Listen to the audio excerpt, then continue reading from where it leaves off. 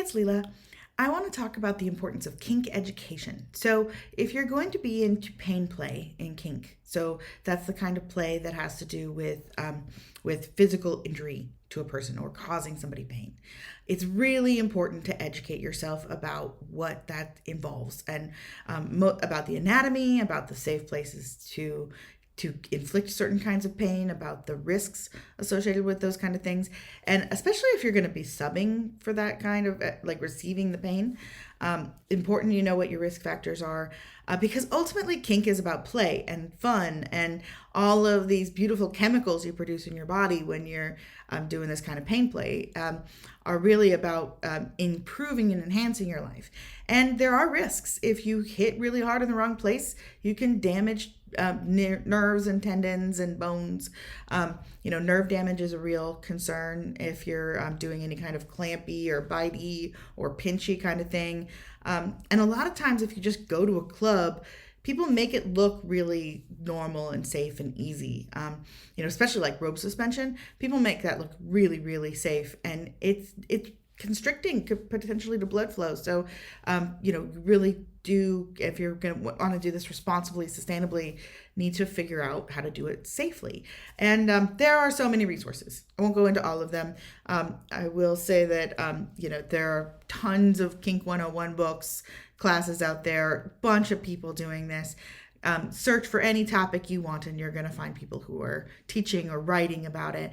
And some of those like overview books about just kink in general can be really, really good for just like helping explore and helping figure out what you like. But it's really important to take care of yourself and to do your homework before you get too much into play. Also, it can be great to ask more experienced people because that's also a really nice way to get to know people. And they might have resources that are local and that are more in the sphere of what you can do in person or art with small online groups.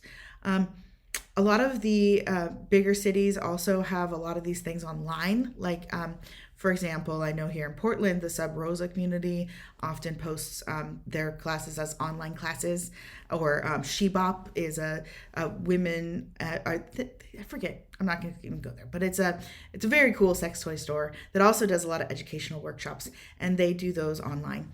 But when it comes to psychological play, like more of the being insulted or like kind of dirty talk taken to the nth degree, or giving away your power entirely to somebody else and having them take your power.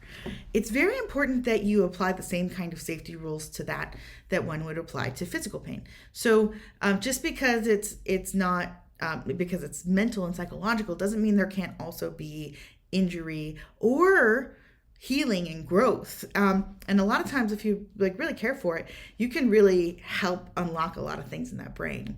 And it can be really, really fun and wonderful. I love it.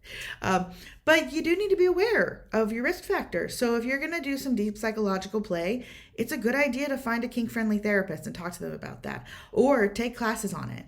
Try to understand what's going on in your brain and what the risk factors are, and make sure you've got clear communication around limits, around boundaries and limits, and what to do if you end up in a situation where you open a psychological box that you're not ready to open.